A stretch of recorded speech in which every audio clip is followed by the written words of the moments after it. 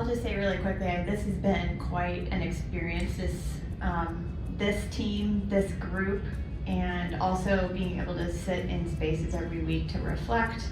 I've also had this other thing going on, working here with ACPA, so that has also been a space to think about and to process through some of the larger issues that are facing our field. And so when I think about this question, I always go to the big, we need to be discussing the ways in which we have, quiet quitting and the great resignation, people leaving, and what is going on in the field of student affairs. And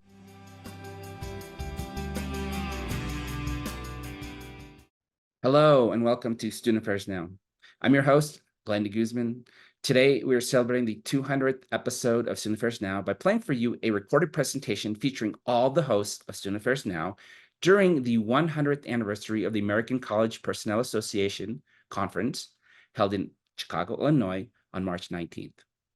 During this conference presentation, we explored the public scholarship of podcasting, sharing our personal reflections on the growth of our podcast, behind-the-scenes stories, working with each other, and answering questions from the audience in attendance. Student Affairs Now is the premier podcast and online learning community for thousands of us who work in, alongside, or adjacent to the field of higher education and student affairs. We release new episodes every week on Wednesdays. Find details about this episode or browse our archives at studentaffairsnow.com. Today's episode is sponsored by ACPA, an independent 501c3 nonprofit association, which is sponsoring this special episode to celebrate its 100th anniversary, boldly transforming higher education. So let's go from there and do some introductions. Yeah, let's go. Cool. So let's go ahead and introduce the hosts of Student Affairs Now. I am one of them. I already done my introduction, so I'll kick it to you, Heather.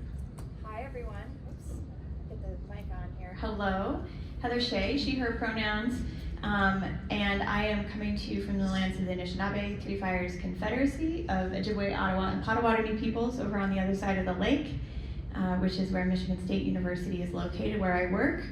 And as a land-grant institution, we've taken some specific strides, I think, to address the ways in which land was forcibly stolen, not just from the East Lansing area, but from all over the state of Michigan. And so if that screen that she showed yesterday, Land Grab Universities, I think really does kind of provide some interesting context to the ways in which we've revered land-grant institutions, and also they have perpetuated the stealing of lands from our indigenous peoples. I think that's all I need to say for now. My name is Keith Edwards. My pronouns are he, him, his. I'm a speaker, author, and coach. My home is in Minneapolis, Minnesota. I feel like I'm reading the intro to the podcast. I'm recording this from my home in Minneapolis, Minnesota, at the intersections of the ancestral homelands of both Dakota and the Ojibwe peoples. Glad to see you all here this morning. Good morning, all. My name is Rochelle Pope, she, hers. I am a professor and the Senior Associate Dean for Faculty and Student Affairs for the Graduate Faculty and Student Affairs, and the Unit Diversity Officer for the Graduate School of Education at the University of Buffalo. Big business card. It is a very long business card. And I don't know if I said it, I'm a professor of higher ed at the University of Buffalo, which is on the land of the Haudenosaunee people. Good morning, everyone. It's so good to be in community with all of you today. My name is Mamta Akapati, and I use she, her pronouns. I generally live in Austin, Texas, which are the ancestral homelands of the Humanos, Coahuiltecan, Comanche, Lipan Apache, and Tonkawa peoples. When I'm not on a field or in a dance studio with my 15-year-old, I serve as a higher ed consultant with Huron Consulting. And there is a sixth person who does help us co-host the Student Affairs Now podcast, and that's Dr. Susana Munoz. But she recently went to NASPA and got sick, so she couldn't make it here. And I think the last person we wanted. Yay, Susana. The other person who is super important to our team is Nat Ambrosi, who is sort of our production person who makes sure all our episodes just look fabulous. She does all the editing and the transcribing, all the things behind the scenes that we just could not do if it was not for her. So Nat, thank you. You know how important you are to us. So with that, really quickly, what we're going to talk about today, we are going to talk about Student Affairs Now, just sort of letting you know a little bit about our purpose and vision. We're going to talk about podcasting. We're going to share some of the numbers, the things that we track to see how we are doing as a podcast and what's important to us. And then, of course, this podcast always has to have an origin story, so we're going to talk a little bit about that and get some behind-the-scenes stories. We're going to talk a little bit about what goes into the content selection, how we choose topics, and how we select guests, and then what we've learned, sort of like reflections, not only of the expected, the unexpected things, and obviously leave some time at the end for you to ask us questions. Sounds good?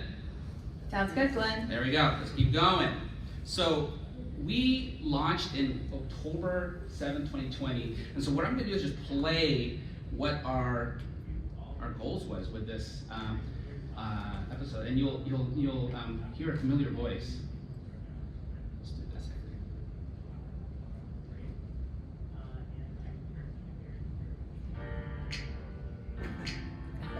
And donations are And really Mom, I important. really felt like I needed. Student Affairs Now is the premier podcast, weekly web show, and online learning community for thousands of us who work in, alongside, or adjacent to the field of higher education and student affairs. The hosts of Student Affairs Now are Drs. Glenn de Guzman, Susana Munoz, Keith Edwards, and me, Heather Shea. As hosts, we envision this podcast providing a contribution to the field while being restorative to our profession. New episodes featuring interviews with thought leaders, discussions with book authors, and engaging dialogue about current topics affecting our work will arrive to your feed each week on Wednesdays. Subscribe now to our newsletter to receive announcements. We look forward to you joining our learning community as we engage together and discuss what is happening in student affairs now.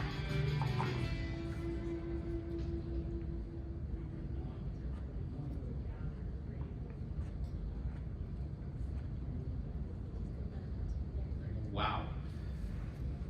I know. I might have recorded that in like 15 takes. Only 15 takes. Only 15 takes before we had Nat on board, and So what's interesting for us, at least for me, when I joined the podcast, I thought, wow, this is kind of a cool thought. This is gonna be really interesting, and I wondered how long this would last, because I didn't really know how impactful podcasting was going to be. And fast forward to now, and as we keep tracking data, I am amazed at what we have found. So this is sort of like one of, this page just sort of kind of covers about what's happened in the last 3 years, basically our lifetime stats. We've punched out 194 episodes every Wednesday. And our social media followers, our visitors to our website, the newsletter, the folks who are signing for our newsletters, our views on YouTube, just continue to climb. And I think in the last year, we've seen the numbers just past year eclipse the first 2 years. And so we're seeing this avalanche effect, because we are recognizing as we're talking to people, faculty are assigning the podcast, or they're encouraging this is an alternative method for learning in addition to reading books. And I think that there's flexibility when you listen to a podcast, and we'll get into that later on. But I'm gonna start by posing my first question to Keith. Keith, when you see these stats, what comes to your mind? And I think the other part to it is, let's just start with that. I want to start with that question. I think that when Heather and I first talked about this in early 2020, if you remember that, we wouldn't have even aspired to that. And so it's kind of unbelievable to look at that. Someone asked last night, Basti Torres asked what our most popular episodes are, which we've discussed are maybe not our best episodes, but our most popular episodes. And what's fascinating is it's different on the podcast than it is on YouTube. We don't know what sense to make of that. But the number one episode on the podcast is First Generation Professionals with Heather's ex-husband. It really bothers her. You'll be fine. The other one is with Mamta as a guest on Student Affairs Career Transitions. And the number 3 is Proud and Thriving, the Mental Health of LGBTQ plus students with the JED Foundation. On YouTube, the number 1 episode is Campus Policing and Student Activism for Black Lives Matter. From Equity Talk to Equity Walk, rethinking the RD role and the impact of sense of belonging. And so it's really fascinating for us to watch what takes off on audio, what takes off on video. We also know that people watch the video without watching the video and they just run it. So I find that interesting as we think about some of these numbers. And Heather, I know that these stats, they're undeniable. These are just phenomenal. But what led you to start this project? So I actually credit my career in podcasting to somebody in the audience, Dr. Ed Cabellin. So Ed was hosting a podcast called Student Affairs Live, which was on the Higher Ed Live network. And I don't know what's happening. I think you were starting a PhD or EDD program. And anyway, somehow I got the referral from Ed to join that host team. And so I was a participant in, they had all this behind the scenes stuff, and it was live. So there was a whole nother layer of stress that happened when you had to go live on Google Hangout. If you remember that. Gosh, it was terrible. So then, through a series of changes to the management production company, the Higher Ed Live podcast kind of ceased to exist for a period of time. I think they might be back. They're doing different things now. And I also had taken a break at some point and asked Keith to join in as a co-host on Student Affairs Live. And so when Higher Ed Live went away, I was like, well, we could make our own podcast, Keith. And I was like, Keith, what do you think? What do you think? And of course I had ideas, but not practicality. Heather and I went to grad school together. And what I learned in 2 years of taking classes with Heather is that you never want to present immediately following Heather. Because you will go into the presentation thinking, I'm a Jedi, my slides are amazing, this is going to be incredible. And then Heather goes right before you and you just want to hide. Because she's got videos starring Hollywood's actors and everything. So I recommended to many professionals, and now I recommend this to any past and future presidents of ACPA, you never want to go after Heather. It's a really bad career decision. If you can, go before Heather, but the best is working with Heather.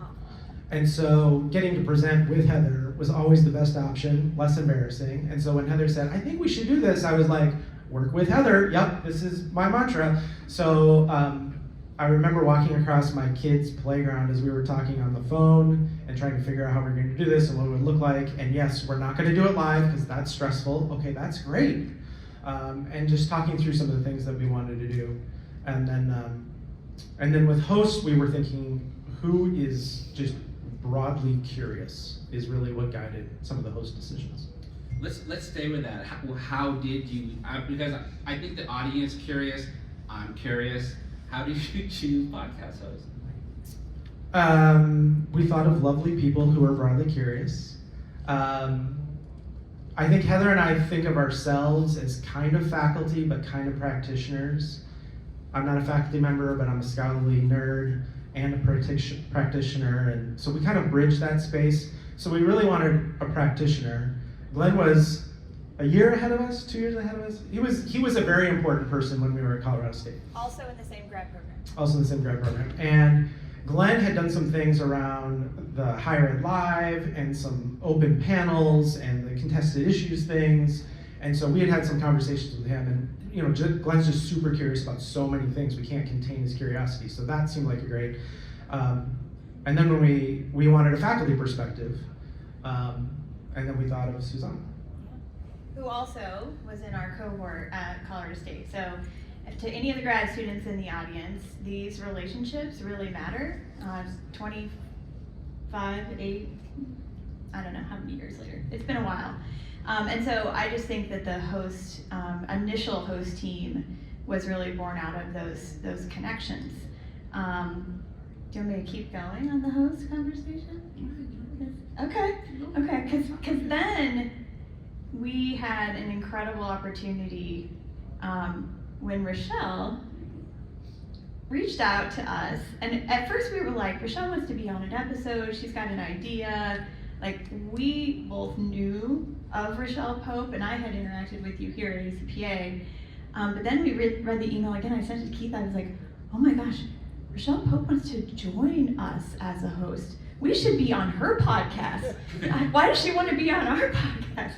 And so we're like, oh my gosh, this is such a great idea. So we've brought it to the larger group, and Well, I was going to add that when you brought it to the larger group, there was silence.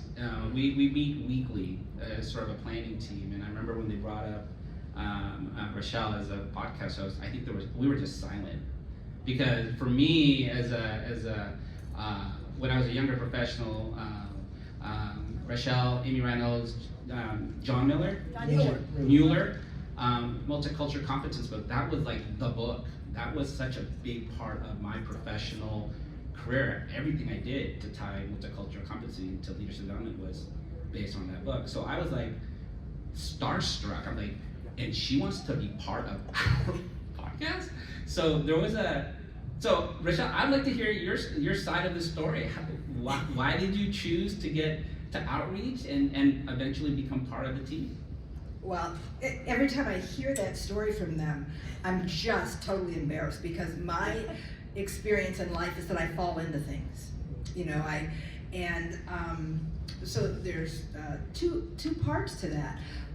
Back when Heather was doing Student Affairs Live,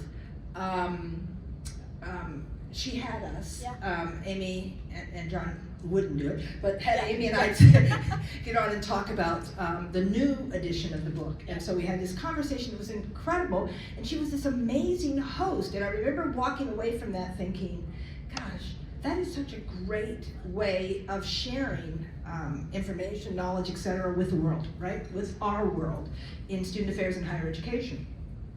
And so I just let that sit for a while. And then when Student Affairs Now started, those messages just kept coming back. Oh, I would really love to do something like that. And Amy and I have a daughter that is now 28, and I was talking about this, and she calls us the OGs. I'm going to pretend it means amazing goddesses, but it really means that we're old. And she keeps saying this, and I said, I'd really love to do something like a podcast. And she goes, Mom, you should just put that out into the world.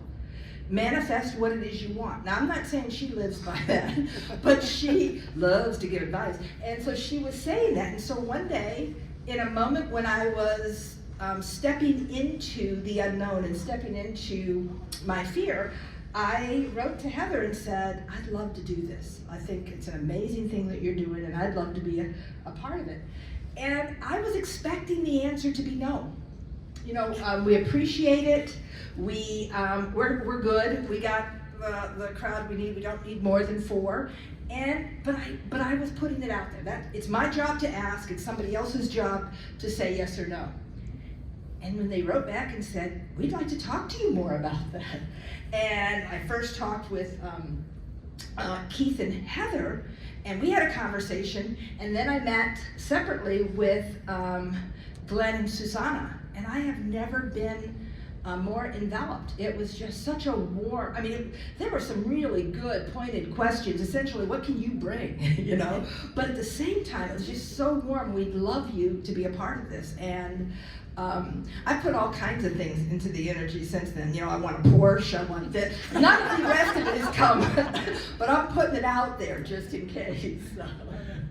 I'd like to hear from Mamta. Mamta, why did you join the project? Obviously, in your career, you are, at least from my lens, you have been such a tremendous person, particularly in our communities. And so when I heard that you were joining the podcast, I got really excited as well, because it was a chance for me to get spend time with you. Let's tell the backstory. I'm a Mamta Akapati fanboy, Oh. and I have been for years. I saw her do a webinar that I told last night that years ago I was sitting in a coffee shop. Josie did a great interview with Mamta on her podcast that it was just incredible. You should go find it. And so I have seen Mamta and followed Mamta from afar on many, many things.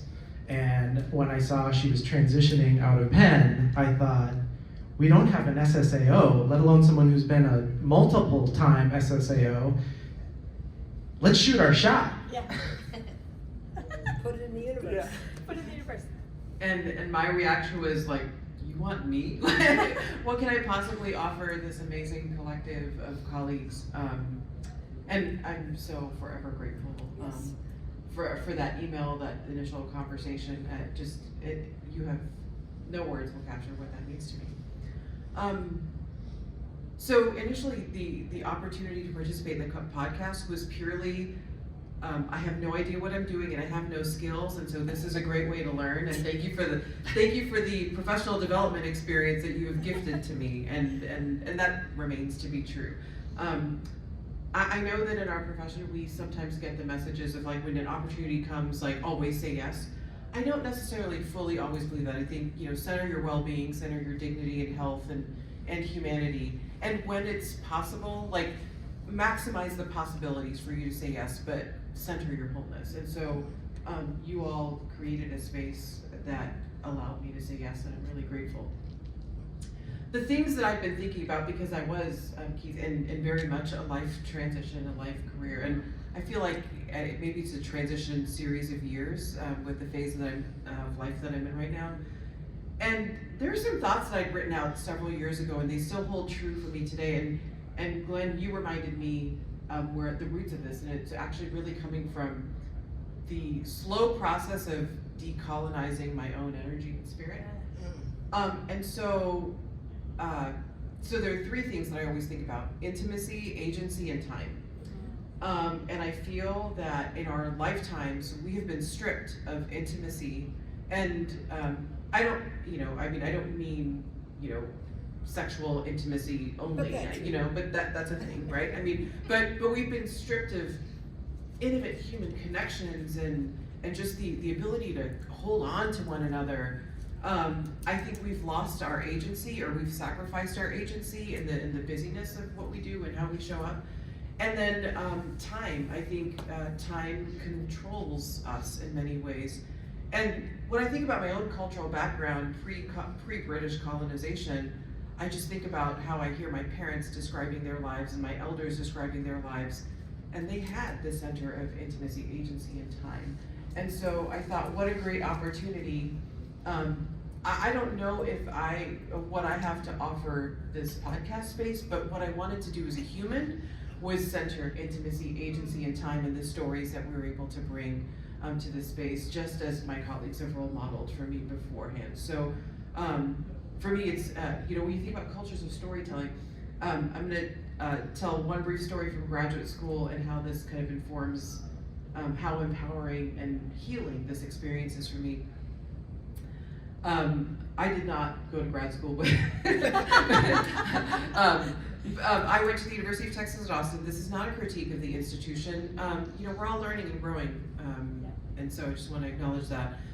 I had to take a course, the history of higher education. Now, the interesting thing about the University of Texas at Austin is you have this wonderful higher ed program, and it's a big campus, so maybe a 15-minute walk away from said education building, you have, like, in the top 10 at the time, the number 1, number 2 Asian studies program in the country, right? So back and forth, Harvard, UT Austin, in terms of Asian and then South Asian studies. And so I was like, okay, history of higher ed, I'm gonna write a paper about Vedic institutions. So Vedic institutions and North African higher ed institutions are the first and truly in the world. I don't know why higher education seems to start in the 1600s whenever we take history of higher ed classes. So I wrote this paper, and there were a lot of great resources because the people who did this research sat right there. I earned a C on that paper because my professor did not believe that ancient Vedic institutions were considered legitimate higher education. And even down to like what we would call doctoral experiences seen as oral tradition, doctoral programs kind of chronicled based on artifacts left behind. And I was like, oral tradition also, as a result of colonization, has been stripped. And when you strip away people from their storytelling, you take away their agency, intimacy, and time. Yep. And so I feel like this is our small and beautiful way of recentering that. My fanboydom has been validated and affirmed. Yes. You know, and so our group, as we engage in this storytelling and this, I'm sharing sort of like a way to orally discuss topics and issues that's pressing in our profession, is something we talk about behind the scenes. Behind the scenes, we spend a lot of time trying to decide what topics to cover. And so I'd like to hear from a couple of you. Maybe let's go with Heather, if you start. How do you decide what topics to cover? So That's a big question. there's a funny story about my iterative, imaginative, nonlinear, abstract, random process for identifying topics, because I am interested in everything, and I have sometimes a really interesting lineup of topics that are in the queue. Sometimes they follow a theme, sometimes I can get organized around that, but usually I hear something and I'm like, oh my gosh, this would be such a great episode. We have to do an episode on this. And then, you know, sometimes the execution is the harder part for me. It's like, the idea is great. But then the team, like, we come together, we talk about, oh, this would be a really great person. We thought about this angle, or maybe you could approach the subset. That's a really big topic, Heather. Maybe we should take a side bit. So I don't have any, I go to sessions, I'm interested in things here. I did a number of sessions after I came back from NCORE that were based on things that I had learned there, that I talked to the people afterwards. I'm like, hi, I have a podcast. Would you be willing to come and share your session as an episode? And they were like, oh, sure. Wow. I have no idea who you are. Okay. You Gallup folks, that's activator in the basement, is what that is. Good team, Heather.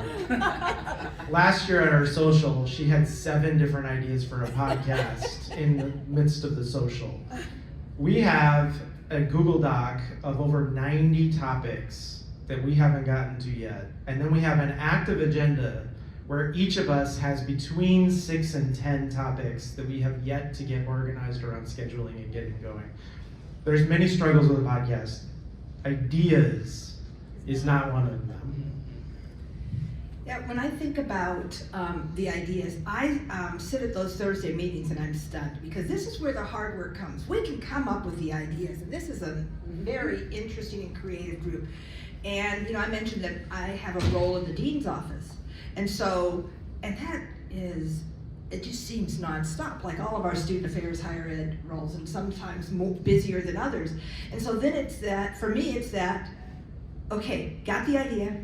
I sometimes even know who I want to contact, right? And yet it's like, okay, now I got to make these contacts. And so it takes time, so it bogs down. And so I know a lot of people who have started podcasts, and maybe their first 5 or 6 sessions are great, then after that it falls off because it's the organizing of getting people, then finding the time for all of the people that are going to be on that you're going to be talking about at the same time, and then dealing with if they have to cancel. But I'll tell you, one of my favorite components of this is listening to my colleagues. Like when I first started, I couldn't figure out how my colleagues here, how the other hosts were having time to listen to each other. And because I'm a YouTube person, I want to watch it. And I literally am one of those persons that sits there and watches it. That takes more time than someone who's listening to it as they take a walk or as they do something. But I'll tell you, every single time I've listened to one of my colleagues, I go, oh man, that would have been a great one to do. Oh man, I really wish I was a part of that, especially since it's all organized and done. But the one thing that stands out to me is this collection of hosts. So for those of you who are thinking about, I want to do this, or I want to expand a podcast that I put together, it's really a collection of hosts that are amazing. I mean, I look at Keith, and I watch his, and I listen to him, and even in our meetings, and I'm thinking, man, this man is so intellectually curious. And so when he is sitting there asking questions, he's serious. I just want to know. And so I always take that from his. And from Heather's, I take this really creative, organized, and just warmth that just spews through her hosts. I look at Glenn, and he's the everyman. He is the everyman with, and I don't mean that in any kind of sexist way. I just realized I was saying, I mean that, I'm thinking of everyman from like Jackson Brown, you know, his album. You know, the person who you just see, he's you out there doing this same thing, and he'd ask it in a way that you would, and so it just brings this authenticity to it. And Mamta, you know, it's really interesting that you use the word intimacy, because that's the word that I have for you. When I watch yours, there is a warmth and an intimacy that just comes through those. And so I look at these hosts and I'm like, they haven't figured out that I don't bring that. And so I am just stunned at this. So I want to have done what they've done, and I grow so much in their presence and listening to this and the time that we spend together. So. Those are some beautiful words. You know, a question for the panel to answer is, okay, we choose a topic, and when we begin to pursue guests, right? Sometimes we have an immediate connection and we know someone, like we just mentioned, Rochelle. But then there are times we're like, who else can we get? Mm-hmm. So I'd love to hear from the panel, like, how do we, to share what our process is like behind the scenes on how we choose guests. I have a what not to do. I have a what not to do. So I, last October for Careers and Student Affairs Month, decided to do a 3-part series. It was first it was a 2-part series, and then it expanded to a 3-part series. The 3rd part was going to be hearing from current graduate students. So faculty in the audience might know that there's a listserv called CSP Talk that all of the faculty are on, and so I posted a call for graduate students to appear on Student Affairs Now to share their stories about being graduate students in their programs. And all of these programs are like, oh my gosh, we're gonna get our best student, we're gonna send you their name plus 3 more students' names, and then we're gonna have, you know, free marketing, right, for a grad program. I have a list of 35 incredible grad students, and I ended up choosing 12 people total. That was a chaotic episode. So I don't recommend doing an open call to a listserv where people are very motivated to send their students to represent their programs. I think, you know, once you have a topic, usually there's something that has prompted that. Someone posted on LinkedIn, you heard someone say something, someone came out with a book.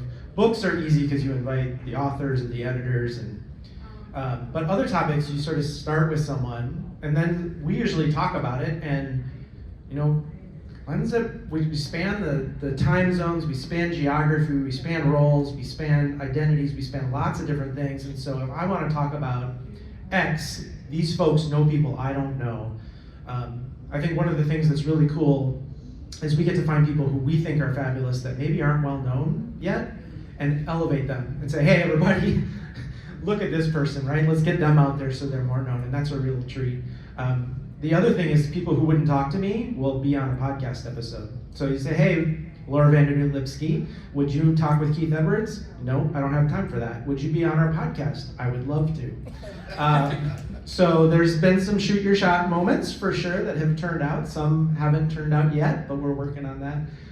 But who you should talk to is this, and this would be a great person, and what you're not thinking about is this perspective, and so then we have to sort through that. One of my favorite stories is George McClellan was here. He just left.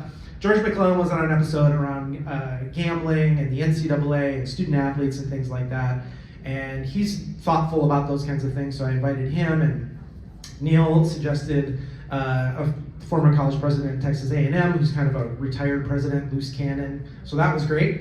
And then I invited Timothy Fong, who runs the gambling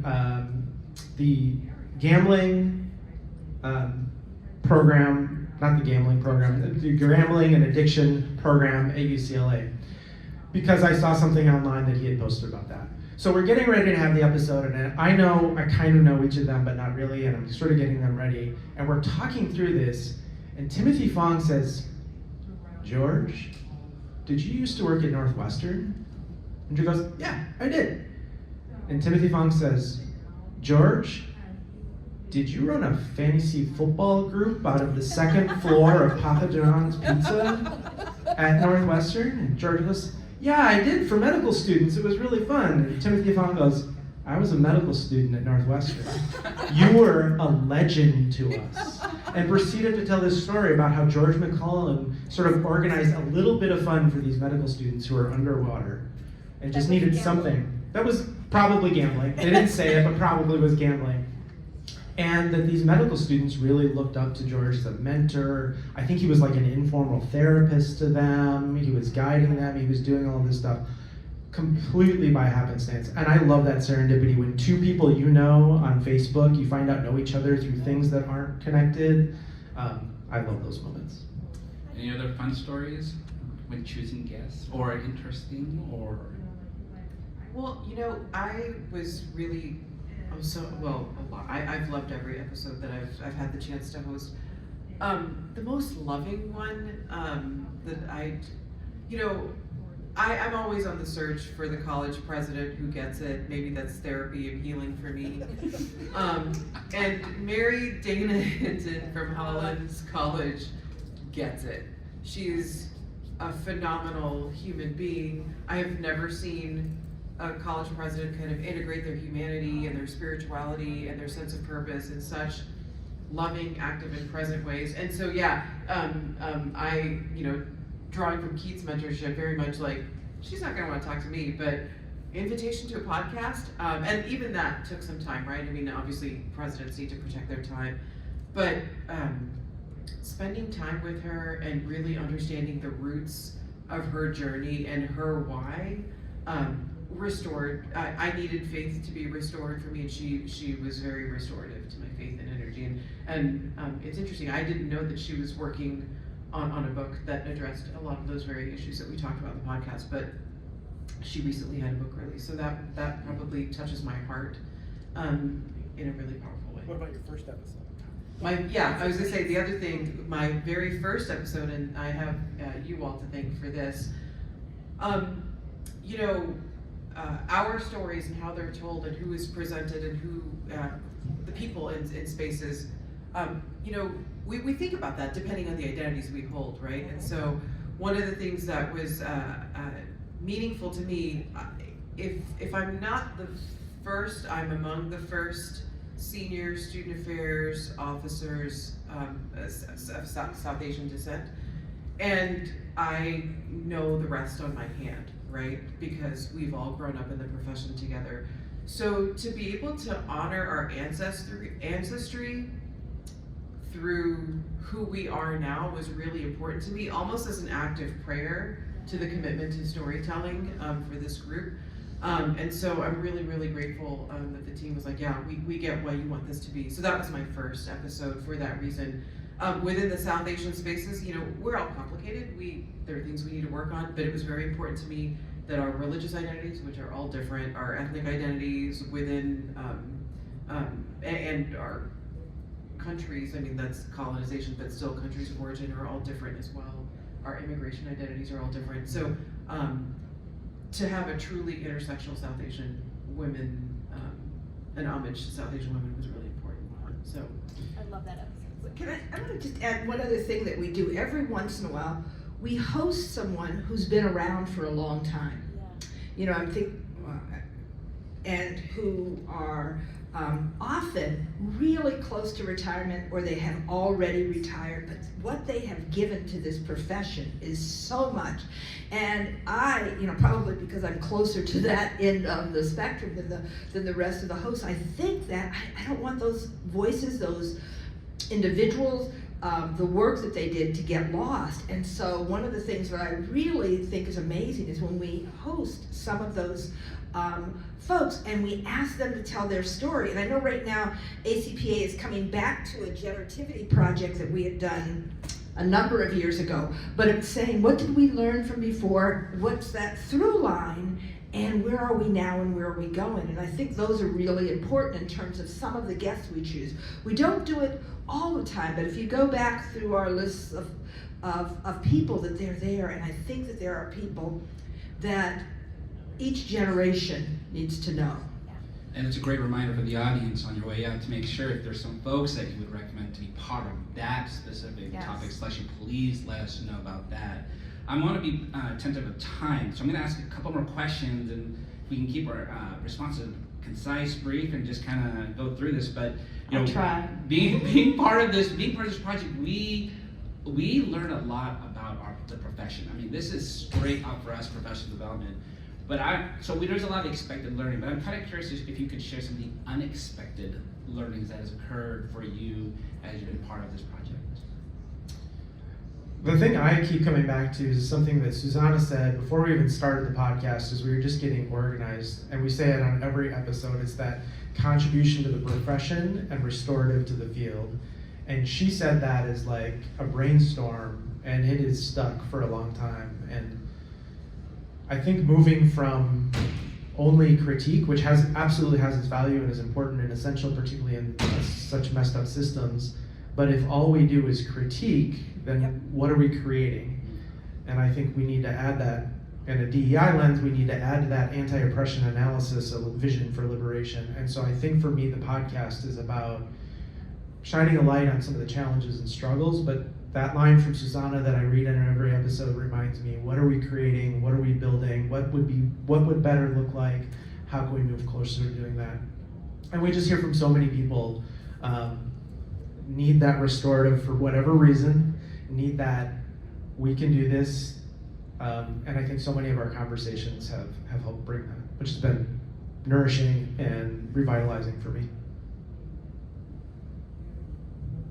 In my own self-work around infusing Indigenous wisdom into just how I try to show up in the world, I think all of us need to take Maslow and throw it away. So when I look at what the Blackfoot Nation and peoples initially, their framework upon which Maslow kind of took some context and took out of context, I think is important. And so I feel like everything in our profession, everything that we know about caring for people, that's not just our profession, anything that has to do with well-being of humanity is grounded in a model that actually strips people of humanity, right? So we think of self-actualization as the thing to achieve, and that was never, that's not what Indigenous, tens of thousands of years of Indigenous wisdom tell us. Tens of thousands of years of Indigenous wisdom tell us community actualization is our goal to achieve. And when I think about, we will be the first to admit that we're making mistakes and learning all the time. I'm making mistakes and learning all the time. But my heart and spirit is around how are we a vehicle for community actualization? Whether it's access, whether it's, it's the story, like, if you want to read the edited piece, I think that's important, right? The edited journal article or a chapter that's edited and things I've had pieces where things that I really loved were taken out of a particular piece. This is the story below the story, and so you get into the earth, you get into the genesis of hope, and that's I think important. I think a real quick one is it reminds me of what I don't know. I can get all caught up in, I have my doctorate or I'm a professor and I've been a professor for a long time. And that I'm in the dean's office and you can start to think, well, I really know what's coming next. And I know I can anticipate the seasons of the years that we have. And I watch some of these, some of our podcasts, some of other podcasts, and my response is, oh my gosh, I don't know anything about this. I know very little about this. And when you add all that up, and that's not a knock on me or anybody else, it's that reminder that there's so much more to learn. I think the thing that I have learned the most, and it actually comes back to something Mamta just said, is also tied up in the origin story of this podcast. One was, it was October 7th, it's our first episode. That was right in the middle of the heart of the pandemic. And I know I was not handling it well, right? And so the need for connection and community and belonging, I think, has been fundamental. And I don't think I knew that more than the episode that we recorded in the aftermath of the shooting at Michigan State University. This team held space for me to talk about the incredibly raw experience that I had experienced. And I am so deeply grateful for that, and the humanity that we were, present with each other in that space. So I just really learned like how important, even though like we're on the Zoom, right? Even though we're in those spaces, we are still closely connected. And that is the link and the glue for our field, is forming and building those connections. I'm going to add to this. So I'm going to add to this one, because I did an episode on microaggressions, and it was with actually the entire housing staff at Western Washington, and I posed a question that I wish I didn't ask. And I remember after that episode, I was checking in with the team, and I was like, I didn't really like that question. My thought process was, I wonder if that could edit it out. And we had this conversation about being authentic, and just it's okay to not be perfect. And it was such an interesting thing, because I would always tell that to other people, but then when I had to apply it to myself, I kept thinking, no, that's not how I operate. And it was a really powerful learning for me, because it was sort of like, okay, I have to sort of think about practicing what I preach, and the difficulty of it is to practice what you preach. So that was a huge learning moment for me, and it allowed me to have good conversations with the staff at Western Washington, and sort of just think about it and talk it through with them. And that was an incredible moment and a learning thing for me, unexpected. So I want to make sure we leave some time for questions, but I wanted to ask the question that we always ask. Oh. We always ask this question. Yeah, I don't think y'all don't know this question's coming. Well, maybe you don't, Keith. when we do our podcast, we always close our podcast with a question that's tied to really what our purpose is about, which is we're called Student First now, so we always ask a question. After this episode, after you've discussed and listened to other people, what are you thinking about now? What's troubling you now? What are some of the thoughts that are just in your mind at this very moment? And so I posed this question to the panel. You can share what's running through your mind at this very moment. Apparently, okay. Frank Shishak did this to me, turned it around on me, and I was completely unprepared. Right now, I wrote down intimacy, agency, and time. So that's what I'm thinking about. Thank you. I'm thinking about you all. What are the questions that you have? What do you want to see us do? What's next? And so that's where I'm sitting here like getting antsy, like, where are you? What do you need?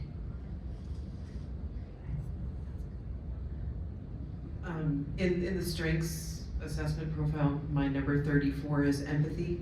I know, it's wild. But it's because I'm a systems thinker, and so on an individual level, I don't think it shows up maybe in a way that it should, but from infrastructures and systems of humanity, I like to be a partner in that work. That being said, what I think a lot about is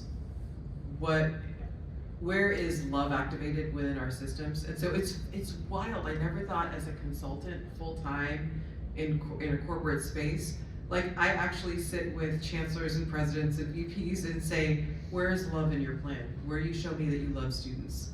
And I can get away with that. And I'm like, wow! And I say that with hope, because even the fact that I said I can get away with that, somewhere along the way that was stripped out of me in my career progression. And so I would ask that you that whatever your magic is, center it and feed it. And that's what I think about now. How are you protecting your magic? Because that's what the world needs. Yeah. That's really cool. I'll just say really quickly, this has been quite an experience, this team, this group, and also being able to sit in spaces every week to reflect. I've also had this other thing going on, working here with ACPA, so that has also been a space to think about and to process through some of the larger issues that are facing our field. And so when I think about this question, I always go to the big, we need to be discussing the ways in which we have quiet quitting and the great resignation, people leaving, and what is going on in the field of student affairs. And so I don't know if that's the top of mind right now, but I think it's one of the things. And then the other thing is just gratitude. So. Yeah. Lots of gratitude. I think gratitude. You have to answer the question too. I'm answering it. Okay. My answer is gratitude. I think, I'll put it out there that I've been out of work for a little bit, leave of absence for my role because of a personal tragedy. And this is actually one of the first things that I'm returning to. And I have a very supportive team at UC Berkeley who told me to pick and choose what I want to focus in on and spend my time.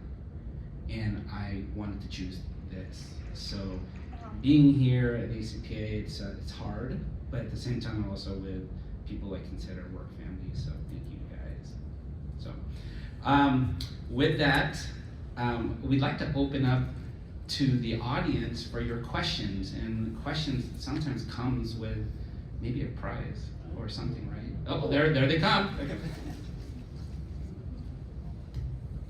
Hey everybody, my name is Sharon.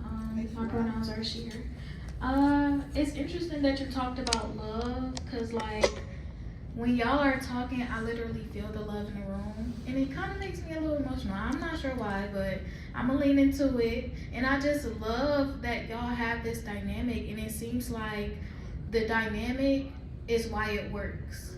So my question to y'all is, like, as time goes by, we know higher ed is gonna be here. What does that next generation of student affairs now look like with y'all dynamic? Like, what happens when people leave? What happens when y'all move on? Like, how does that work, and how do y'all keep that same feel of love and the same thing that makes y'all how successful y'all are? Oh my. That's an incredible question. By the way, Sharon Reed Davis works in my office. Love you, Sharon. So I'll say this as I was a newer addition to the team, and we didn't maybe talk about it, but it's embedded. What I've really appreciated, particularly as a woman of color in our space, we don't, I understand the importance of us owning the privileged identities and the dynamics that come with that, like even in our conversations. But there's never it's not a diagnostic moment in our spaces. Like we own our stuff, or we reflect and go, oh, maybe this would have happened this way, or oh, I'm not gonna have that same. Like there is space for humanity and forgiveness, and accountability is understood, right? And so love is, to me, hard work. Love is an unconditional commitment. Again, center your dignity, wholeness, and well-being, and no violence. But right, so but unconditional commitment means you stay in it with each other. And so I think my assumption as a new member being added in, that once those expectations are clear, you kind of operate within that framework. I'm gonna take a step. The question. One of the things for me that comes to mind when I heard your question is that within this group, I feel lots of love and support, and obviously there's huge respect for just the work that I've seen them do. When I think about what I can do back at my institution, I'm at UC Berkeley. It's a very large administrative R1. You can draw conclusions from that. Reputation is important to UC Berkeley. And within my department, I have over 400 student staff, volunteers. I got over 20 or 30, maybe 40, I don't know, professional staff. But I can tell you the one thing that I try to do, I hold a position at UC Berkeley, and how do I physically, demonstratively show love in the things that I initiate or the questions that I ask, and how I empower my team. Because if I do that, I'm setting the bar for them that is acceptable. That should be part of what we do. Because I've also seen people who don't, and they just sort of following the sort of like a management kind of like very principle, and we sort of lose sight of the fact that we are people doing very difficult work. And so I have a responsibility to demonstrate that. And I think what helps is I authentically believe in that. So I think that's where we need to think about when we're hiring people. How do we make sure we're getting people who authentically care about what we do and we care about our students and our staff? We're gonna try and sneak in 2 questions and responses. Yep, you're next. So, Hi everyone. I definitely did this for the merch, so that was very, very nice. But no, I just wanted to say thank you for creating this podcast. I think for me as a professional, this was a time during COVID where, hiring freezes were happening. It was unknown, and I wanted to say thank you for just developing this because it helped me even interview for other positions in the future, get ready for being a student affairs professional. And I've even started 2 podcasts throughout my university, but one right now because I'm in a different role. But what? Currently it's called Scrappy Start at the University of North Texas. Scrappy Start. Scrappy Start. At University where? University of North Texas. UNT. Okay. UNT. But not to plug it, but I just want to say thank you for that. And also my question is, what does the creative process of an actual meeting look like for you all? And what has it looked like in the beginning versus now? Oh, That's fun. I'll jokingly say it's a 60-minute meeting every morning. Every West Thursday. Coast, so it's 8 o'clock in the morning for me. So the first 45 minutes is just waking up, and then the last, no, I'm just kidding. But I think that we do cover a lot of different topics. We have to talk about the logistical piece. We actually check in with each other. And there are times our meetings, that's a bulk of the meeting. But then when we do, I think keeps us in accountable to making sure that we get to all the different things. But we do definitely talk about making sure we have episodes queued up.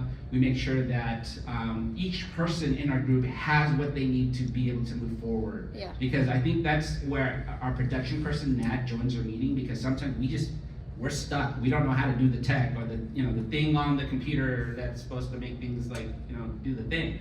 But then there's other times where it's like, I can only find one person on this topic, and this group will come with ideas and suggestions and people. if you were asking about the podcast conversation, it's so simple. It's introduce yourselves, 3 questions, final question. no, I don't do that. It can be that simple. You had a question.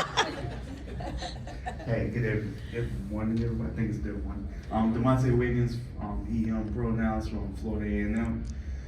I came to this because I'm definitely interested in the podcast. I followed the platform while I was sitting here as well. One thing that struck my interest, because I want to start a podcast at our university for students, staff, professionals, everybody to kind of use the knowledge that they got and spread it. Yeah. I see you guys do it from a professional standpoint, but have you guys did it from a student standpoint as well? No, we've had students on. We've had grad students on. We've had student body presidents. We've had other folks on. What we've found is that the infrastructure behind the scenes of starting a podcast is really convoluted and complex. Once you get that up and running, and you have a Nat, things move along a little bit smoothly. So I think for those of you interested in starting podcasts, feel free to reach out to us. We'd be happy to talk about some of the tools and things like that. Josie has a comment. Not a question, that's a faculty move. Well, I just am so geeked that scholarship and podcasting is in the same sentence, that words matter and it's narrative and whether if it's published or not, and obviously we have to play that game, but I just also want to pull to the point, we love to talk about love, but also who is going to be the next generation of SA Now? Like, I mean, not to put you on the spot, but what if you had another show made up of mid-level new professionals that then you're mentoring, and because podcasting takes money and time, Yeah. and you have the pipeline, Yeah. and I'm positive there are people in here that would potentially be your new host, so just an idea. That's a past presidency idea. No, but seriously, I do think there's generativity in this particular space, and I think once you have it set up and you have a Nat, I mean, we kind of do that like jokingly, but literally I think Nat's capacity could be, leveraged to benefit other podcasts as well. So Keith is like, Heather, you have so many ideas. But like truly, I think some kind of production, kind of network is like Higher Live was, right? There were all these offshoot podcasts. So, where are we at on time? We're over. Okay, we're a little over. We are a little over, so with that, I just want to thank everyone for coming to this session, and I believe we have a few more. We have a few more beanies. If you're interested in grabbing a beanie, please come up to the front. And again, we have information in the back. Please tell us suggested topics, suggested guests, and and if you haven't subscribed to our newsletter, please subscribe to our newsletters. Student Affairs Now. One last thing I do want to also honor and appreciate is our sponsors. We have 5 organizations, some of them are out there in the marketplace, that have been extremely generous in offering support, which does truly make a lot of this possible, because there is some startup costs. If you are interested in the details behind the scenes, that kind of thing, please do let us know. We're happy to pass along kind of the how do you get a podcast going. My partner did it at his campus. He has a podcast called Concussion Headliners. It's kind of cheesy actually, but it's Stephen, we love you. It is somewhat of a like you did this, I could do this. So truly. What else do we want to say? I think we thank you for being here. Yeah. Thank you doesn't fully capture my feelings of my co-hosts who presented at the ACP conference in Chicago with me. I'm grateful for all their time we spent together behind the scenes, but especially for this episode as I was coming back from a personal leave of absence. So I want to thank them. And I also want to thank Ms. Nat Ambrosi for producing this episode, all our episodes, and just being a great colleague and friend. And I want to also thank the sponsor of today's episode, ACPA. ACPA, College Student Educators International, celebrating its 100th anniversary, is boldly transforming higher education by creating and sharing influential scholarship, shaping critically reflective practice, and advocating for equitable and inclusive learning environments. ACPA aspires to be higher education's and student affairs' most inclusive and community-driven association by leading our profession in centering social justice, racial justice, and decolonization as defining concepts of our time and foreseeable future. The ACPA's annual convention was held on March 18th to the 21st of this year, 2024, in Chicago. And throughout its anniversary year, ACPA is publishing interviews and think pieces about the past, present, and future in ACPA developments. We encourage you to consider contributing to ACPA's ongoing conversations about the future. Visit myacpa.org or connect with us on Instagram, Facebook, and X to learn more about ACPA. This is Glenn signing off and look forward to the next 200 episodes. Go Student Affairs Now. Take care and have a great week.